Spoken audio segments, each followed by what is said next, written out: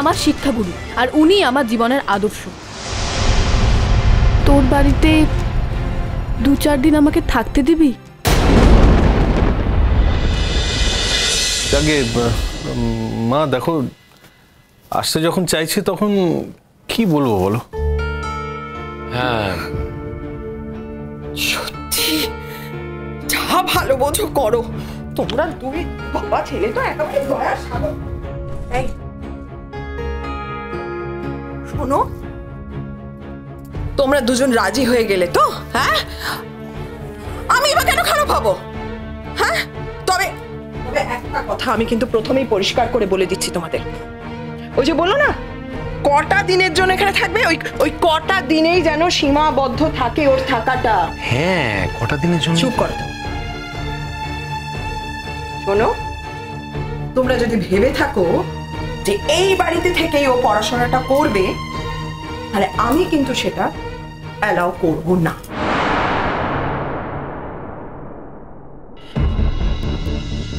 কেন বলছি জানো? একটা অল্প বয়সী মেয়ে বাড়িতে থাকবে, রাস্তাঘাটে বেরোবে, কখন কি বিপদ হয় তখন তো সেই দায় আমাদের ওপরই পড়বে। পাগল হয়েছো নাকি? কখনো না, সে দায় কেউ নেয় নাকি? শোনো, তুমি তো আমাদের অনেক নিন্দা করেছো তোমার বাবার বাড়িতে, যে আমরা তোমাকে এই কষ্ট দিয়েছি ওই কষ্ট দিয়েছি। আমাদের ভালো কথাগুলো তো কোনোদিন বলনি, কোনোদিনই আমাদের গুণগান করবে না। এই যে তোমার বোন আজকে এত বড় একটা বিপদে পড়েছে, উদ্ধারটা কে করছে? আমরাই তো উদ্ধার করছি। না না দেখো, আমাদের না এত গুণগানের দরকারও নেই, বলতে হবে না আমাদের ভালো। তোমার একটাই কথা আছে, আমাদের নামে এত নিন্দে করো না, বুঝেছো? যাও বোনকে বলো আসতে। বাবা বাবা বাবা, আমি ওকে আসতে বলবো এখানে? কেন গো, তুমি শুনতে পেলে না? আপনাদের যে কি বলবো আমি বাবা, আপনারা যে কি উপকার করলেন আমার। আর যদি আমার বোনটার এখানে জায়গা না হতো, রাস্তায় রাস্তায় ঘুরে বেড়াতে হতো, কলকাতা শহরে কত রকমের বিপদ। বাবা বাবা, আপনাদের এই ঋণ আমি কোনোদিন ভুলতে পারবো না বাবা। ঋণ শিকারের যা নমুনা দেখিয়েছো আগে, যাক ফোন করে জানিয়ে দাও।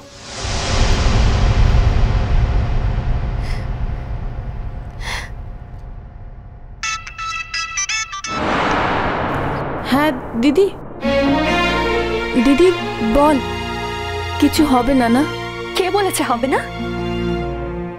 হ্যাঁ জানিস, আমাদের বাড়ির সবাই তোকে এখানে আসতে বলেছে।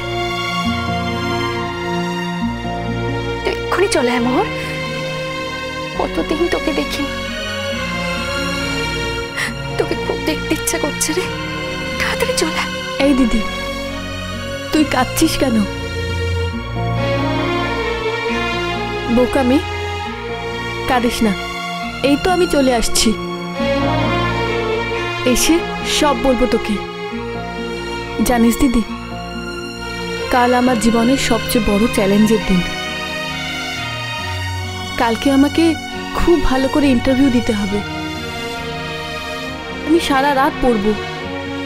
তুই কিন্তু আমার সাথে একদম কথা বলবি না। আমাকে এত ভালো ইন্টারভিউ দিতে হবে যে ম্যামের মাথা যেন নিচু না হয়, আমাকে কেউ যেন ডিসকোয়ালিফাই না করতে পারে। তারপর তোর সাথে অনেক কথা বলবো আমি। শোন, কত নাম্বার বাসে উঠবি তুই জানিস তো? ওই আমি জিজ্ঞেস করে করে চলে আসবো, তারপর বাস স্টপে নেমে আমি চিনে যাব। তাড়াতাড়ি চলে, আমি তোর পথে অপেক্ষায় বসে থাকবো কিন্তু।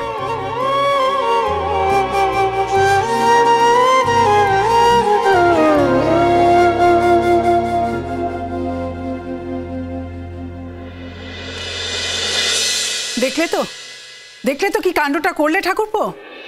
শঙ্খ দরজা খুলছে না, ঘর বন্ধ করে বসে আছে। এবার সামলাও। দেখো, কি তোমার কাছে বড়, ছেলের সম্মান না তোমাকে ছেড়ে চলে যাওয়া তোমার বউয়ের কথা?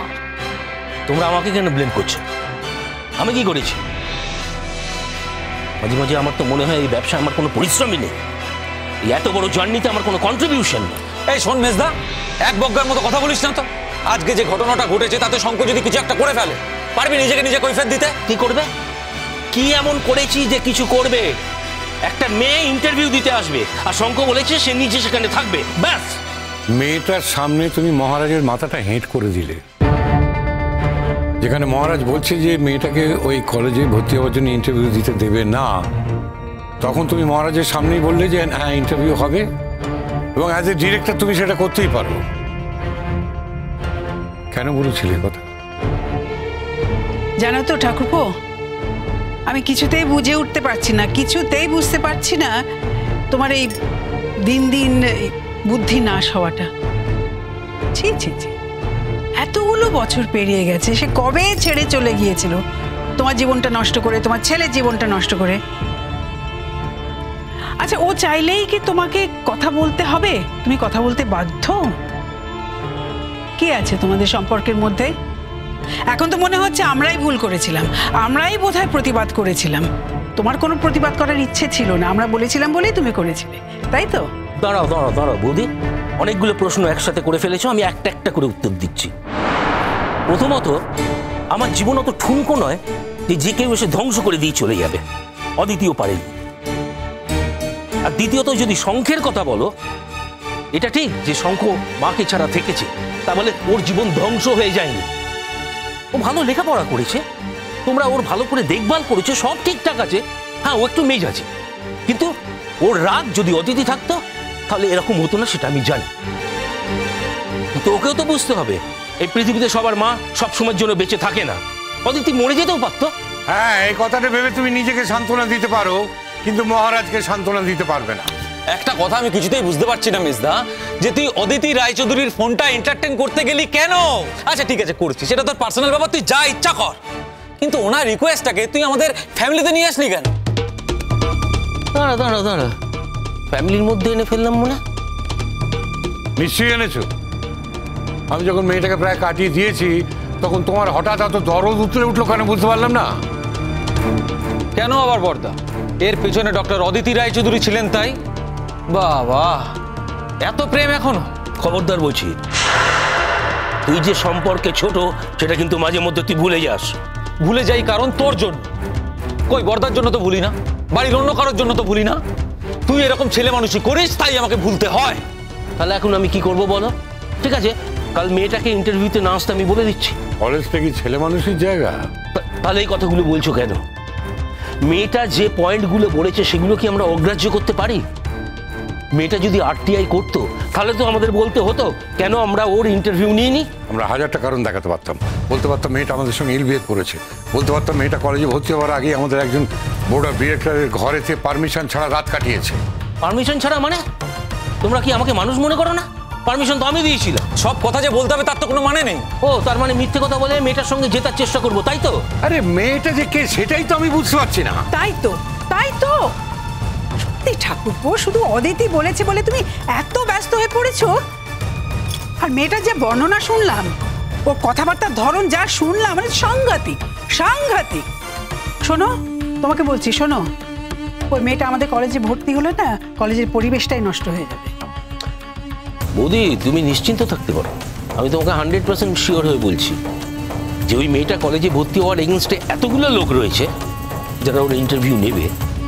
আমি 100% শিওর যে মেয়েটা ইন্টারভিউতে কোয়ালিফাই করে কলেজে ভর্তি হতে পারবে না।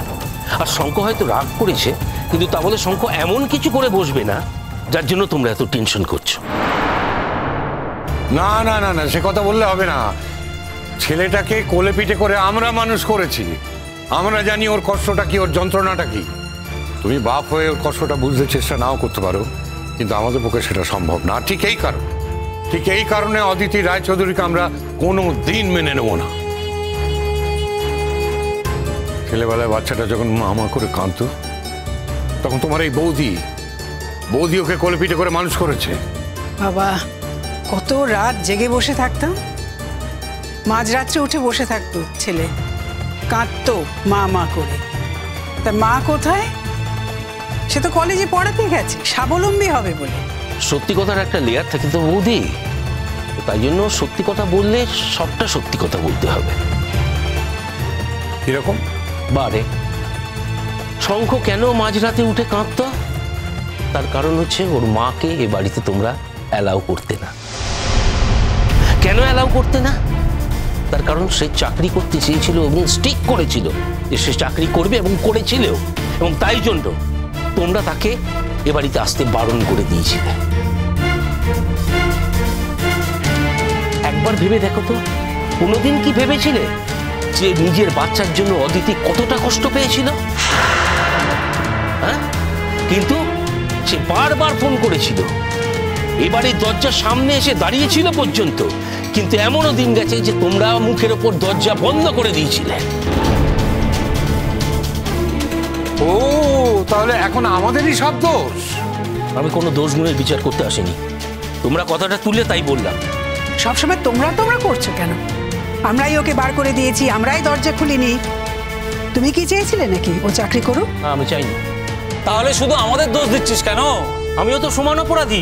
একটা কথা উঠেছে, আমি তার কাউন্টার করলাম, যেটা সত্যি সেটা আমাকে বলতে হবে। ও আচ্ছা আচ্ছা আচ্ছা আচ্ছা, সেই জন্যই বুঝি আজকে আমাদেরকে ক্ষতিপূরণ দিচ্ছিস? ক্ষতিপূরণ আবার কেন দিতে যাবো? কিসের ক্ষতিপূরণ? ক্ষতি যা হবার তা তো হয়ে গেছে। অদিতির আর শঙ্খ যা ক্ষতি হবার সেটা অনেক আগেই হয়ে গেছে, সেটা পূরণ করার মতো ক্ষমতা আমার নেই।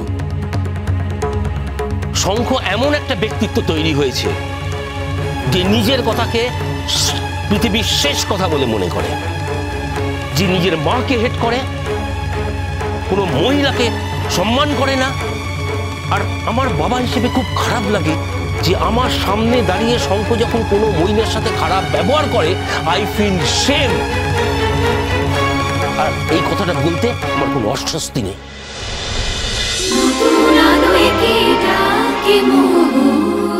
চলো চলো চলো চলো চলো পাল্টাই।